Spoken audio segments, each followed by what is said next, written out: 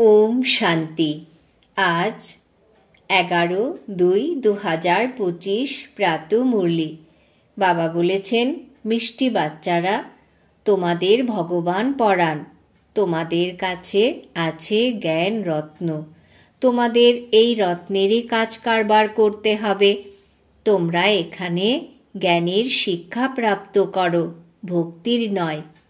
আজকের মুরলির প্রশ্ন, মানুষ ড্রামার কোন ওয়ান্ডারফুল ভবিতব্যকে ভগবানের লীলা মনে করে তার গুণগান করে?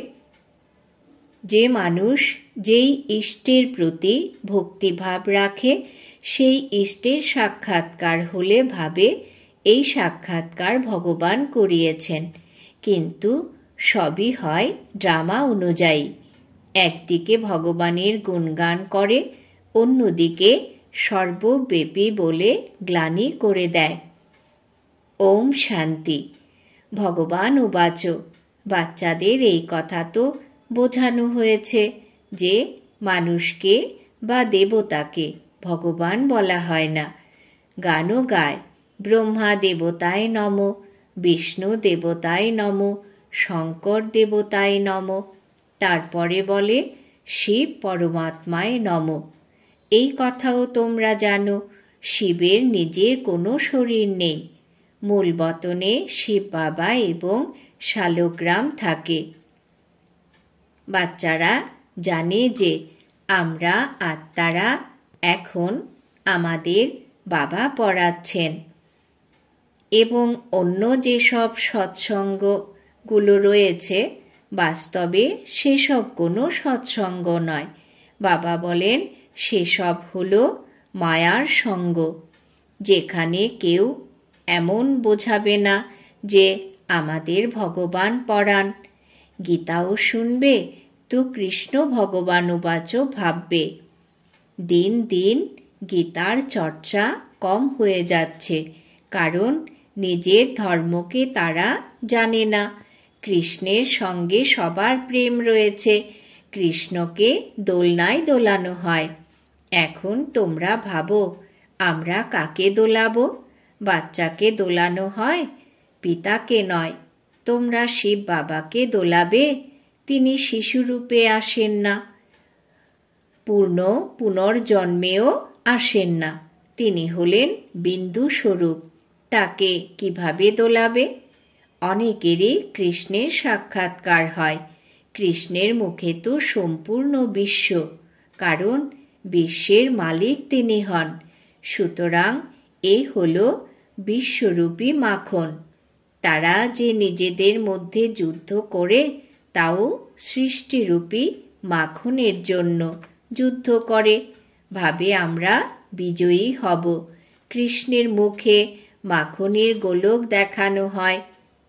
এও অনেক রকমের সাক্ষাৎকার, কিন্তু অর্থ কিছুই বোঝে না। এখানে তোমাদের সাক্ষাৎকারের অর্থ বোঝানো হয়। মানুষ ভাবে ভগবান আমাদের সাক্ষাৎকার করান। এই কথাও বাবা বোঝান। যাকে স্মরণ করা হয়, ধরো সেই কেউ কৃষ্ণের নদা ভক্তি করে, তো অল্পকালের জন্য তার মনস্কামনা পূর্ণ হয়।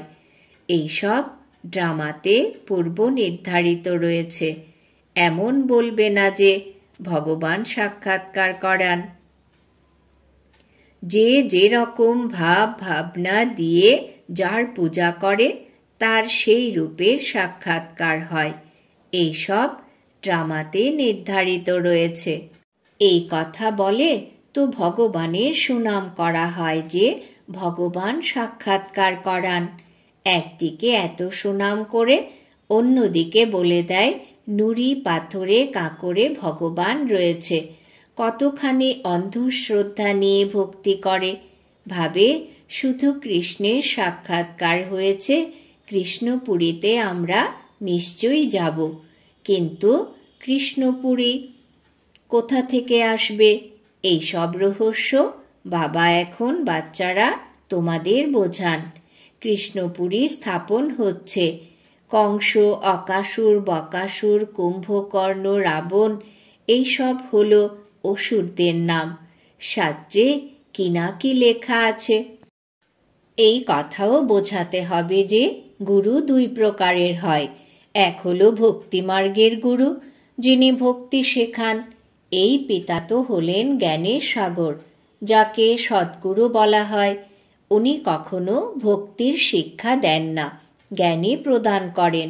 মানুষ তো ভক্তিতে খুব আনন্দ পায়, খঞ্জর বাজায়। বেনারসে তোমরা দেখবে সব দেবতাদের মন্দির বানিয়ে দিয়েছে। এই সব হলো ভক্তি মার্গের দোকানদারি, ভক্তির ব্যবসা। বাচ্চারা, তোমাদের ব্যবসা হলো জ্ঞান রত্নের। একেও বিজনেস বলা হয়। বাবাও হলেন রত্নের ব্যবসায়ী। তোমরা জানো এই রত্নগুলো কি? এই সব কথা তারাই বুঝবে যারা কল্প পূর্বেও বুঝেছে, অন্যরা বুঝবে না। যারা বড় লোকেরা আছে তারাও শেষ সময়ে এসে বুঝবে।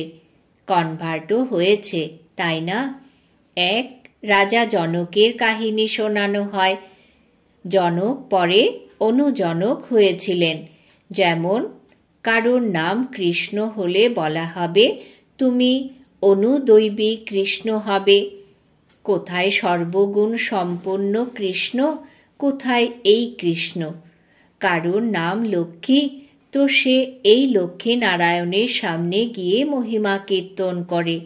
এ কথা তো বোঝে না যে এদের ও আমাদের মধ্যে এত তফাৎ কেন হয়েছে। এখন তোমরা বাচ্চারা নলেজ পেয়েছ এই সৃষ্টিচক্র কিভাবে আবর্তিত হয়। তোমরাই 84 জন্ম নেবে। এই চক্রটি অনেকবার পরিক্রমা করেছে, কখনো থামেনি।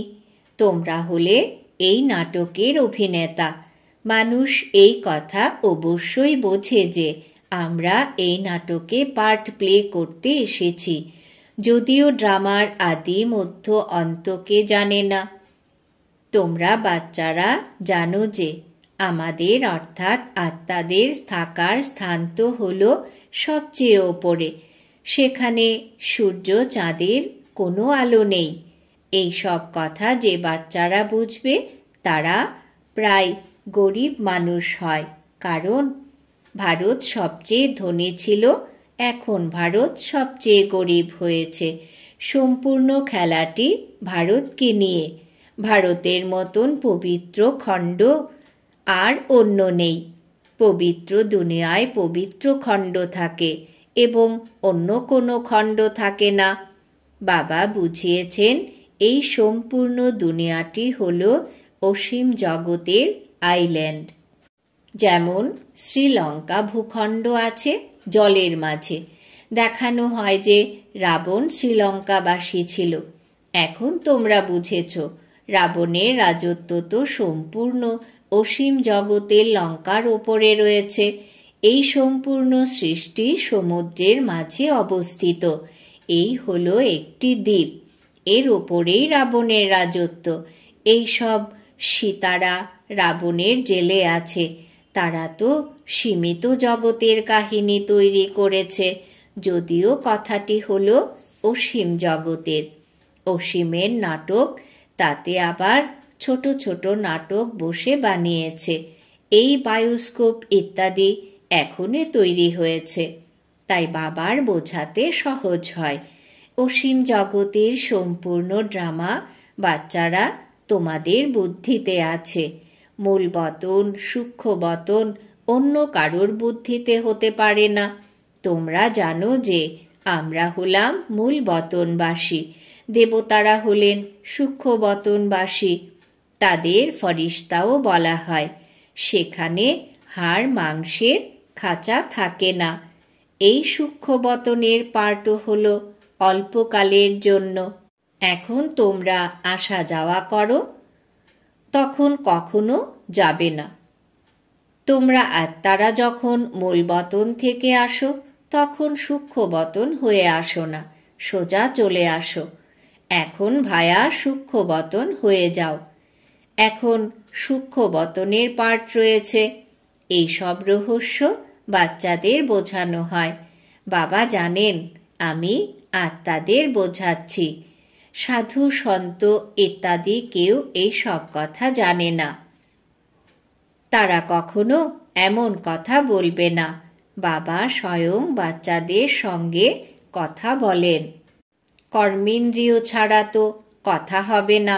বলেন, আমি এই দেহের আধার নিয়ে তোমাদের অর্থাৎ আত্মারূপী বাচ্চাদের পড়াই। তোমরা আত্মা, তোমরা আত্মা, তোমাদের দৃষ্টিও বাবার দিকেই যায়। এই সব হলো নতুন কথা। নিরাকার পিতা, তার নাম হলো শিব বাবা। তোমাদের নাম তো হলো আত্মা। তোমাদের দেহের নাম পরিবর্তন হয়। মানুষ বলে পরমাত্মা নাম রূপহীন, কিন্তু নাম তো শিব বলা হয়, তাই না? শিবের পূজাও করে, বোঝে এক, করে আরেক। এখন তোমরা বাবার নাম রূপ দেশ কাল সবই বুঝেছ। তোমরা জানো কোনো জিনিস নাম রূপবিহীন হতে পারে না। এই কথাটিও খুবই সূক্ষ্ম বুদ্ধির কথা। বাবা বোঝান, গায়নও আছে, সেকেন্ডে জীবন মুক্তি অর্থাৎ মানুষ নর থেকে নারায়ণ হতে পারে। বাবা যখন হ্যাভেনলি গডফাদার, তবে আমরা তার সন্তানরা স্বর্গের মালিক হলাম। কিন্তু এই কথাও বুঝতে পারে না। বাবা বলেন, বাচ্চারা, তোমাদের এইম অবজেক্টই হলো এই নর থেকে নারায়ণ হওয়া। এ হলো রাজযোগ, তাই না? অনেকের চতুর্ভুজ দর্শন হয় সাক্ষাৎকারে। তাতে প্রমাণিত হয় আমরাই বিষ্ণুপুরীর মালিক হব। তোমরা জানো স্বর্গেও লক্ষ্মী নারায়ণের তক্তের পেছনে বিষ্ণুর চিত্র রাখা হয়, অর্থাৎ বিষ্ণুপুরীতে এদের রাজ্য থাকে। এই লক্ষ্মী নারায়ণ হলেন বিষ্ণুপুরীর মালিক। ওটা হলো কৃষ্ণপুরী, এটা হলো কংসপুরী। ড্রামা অনুযায়ী এই নামও রাখা হয়েছে। বাবা বোঝান, আমার স্বরূপ খুবই সূক্ষ্ম, কেউ জানতে পারে না। তারা বলে আত্মা এক নক্ষত্র স্বরূপ, কিন্তু লিঙ্গরূপ বানিয়ে দেয়। তা না হলে পুজো করবে কিভাবে? রুদ্রযজ্ঞের আয়োজন করে অঙ্গুষ্ঠ সম শালগ্রামের রচনা করে। অন্যদিকে আত্মাকে আজব নক্ষত্র বলে দেয়। আত্মাকে চোখে দেখার অনেক চেষ্টা করে, কিন্তু কেউ চোখে দেখতে পারে না। রামকৃষ্ণ বিবেকানন্দের বিষয়েও বলা হয় যে বিবেকানন্দ দেখল রামকৃষ্ণের আত্মা শরীর থেকে বেরিয়ে আমার মধ্যে সমাহিত হলো। এবারে কার সাক্ষাৎকার হয়েছিল তার? আত্মা ও পরমাত্মার রূপ তো একই। বিন্দু রূপ দেখেও কিছু বুঝতে পারে না। আত্মার সাক্ষাৎকার তো কেউ চায় না। চাহিদা থাকে পরমাত্মার সাক্ষাৎকার হোক। সে বসেছিল গুরুর কাছে পরমাত্মার সাক্ষাৎকার করতে। শুধু বলে দিয়েছে, জ্যোতি ছিল যা আমার মধ্যে সমাহিত হয়েছে। তাতেই সে খুব খুশি হয়েছিল। সে ভাবল এটাই হলো পরমাত্মার রূপ। গুরুর প্রতি ভক্তি ভাব থেকে পরমাত্মার সাক্ষাৎকারের গুরুর প্রতি ভক্তিভাব থাকে পরমাত্মার সাক্ষাৎকারের আশায়। কিছুই বোঝে না। তাহলে ভক্তি মার্গে কে বোঝাবে? এখন বাবা বসে বোঝান। যে যেরকম রূপে ভক্তিভাব রাখে, যেমন রূপ দেখে থাকে, সেই রূপের সাক্ষাৎকার হয়ে যায়। যেমন গণেশের পুজো যে করে, তার চৈতন্য রূপের সাক্ষাৎকার হয়ে যায়। তা না হলে দৃঢ় নিশ্চয় কিভাবে হবে? তেজোময় রূপ দেখে ভাবে পরমাত্মার সাক্ষাৎকার হয়েছে, তাতেই খুশি হয়। এই সব হলো ভক্তিমার্গ। অবরোহণ কলা। প্রথম জন্ম ভালো হয়, তারপরে কমে কমে অন্ত সময় এসে যায়। বাচ্চারাই এই কথাগুলো বুঝতে পারে। যাদের কল্প পূর্বে জ্ঞান প্রদান করা হয়েছিল তাদেরকেই আবার বোঝাচ্ছি। কল্প পূর্বেই আত্মারাই আসবে, বাকি অন্যদের তো ধর্ম আলাদা। বাবা বোঝান, এক একটি চিত্রে ভগবান উবাচ লিখে দাও। খুব যুক্তি দিয়ে বোঝাতে হয়। ভগবান উবাচ আছে, তাই না? যাদব, কৌরব এবং পাণ্ডব কি কি করে গেছে সে সবেরই এই চিত্র। জিজ্ঞাসা করো, তোমরা নিজের পিতাকে কি জানো? যদি না জানো তাহলে এর অর্থ হলো প্রীত নেই, বিপরীত বুদ্ধিধারী। বাবার সঙ্গে প্রীত না থাকলে বিনাশ হবে। প্রীত বুদ্ধি বিজয়ন্তী, সত্যমেব জয়তে, অর্থ সঠিক। বাবার স্মরণ না থাকলে বিজয় লাভ করতে পারবে না। এখন তোমরা প্রমাণ করে বলো, গীতা শিব ভগবান শুনিয়েছিলেন, তিনি রাজযোগ শিখিয়েছিলেন ব্রহ্মার দ্বারা। তারা তো কৃষ্ণ ভগবানের গীতা নিয়ে শপথ নেয়। তাদের জিজ্ঞাসা করা উচিত, কৃষ্ণকে হাজির ভাবা উচিত নাকি ভগবানকে? বলা হয়, ভগবানকে হাজির ভেবে সত্যি কথা বলো। ভুল হয়ে গেল তাই, অতএব শপথ নেওয়া মিথ্যা হয়ে গেল। সার্ভিসেবল বাচ্চাদের গুপ্ত নেশা থাকা উচিত। নেশায় মত্ত হয়ে বোঝালে সফল হবে। তোমাদের এই পড়াশোনা হলো গুপ্ত, যিনি পড়াচ্ছেন তিনিও গুপ্ত। তোমরা জানো আমরা নতুন দুনিয়ায় গিয়ে এই স্বরূপ ধারণ করব। নতুন দুনিয়া স্থাপন হয় মহাভারতের যুদ্ধের পরে। বাচ্চারা এখন নলেজ পেয়েছে, তাও নম্বর অনুসারে ধারণ করে। যোগেও নম্বর অনুযায়ী হয়। এই চেকিংও করা উচিত যে আমরা কতক্ষণ স্মরণে থাকি। বাবা বলেন, এখন তোমাদের এই পুরুষার্থ ভবিষ্যতের 21 জন্মের জন্য হয়ে যাবে। এখন ফেল হলে কল্প কল্পান্তর ফেল হতে থাকবে, উঁচু পদ মর্যাদা পাবে না। পুরুষার্থ করা উচিত উঁচু পদ প্রাপ্তির। এমনও অনেক সেন্টার্সে আসে যারা বিকারে যেতে থাকে, তবু সেন্টারে আসতে থাকে।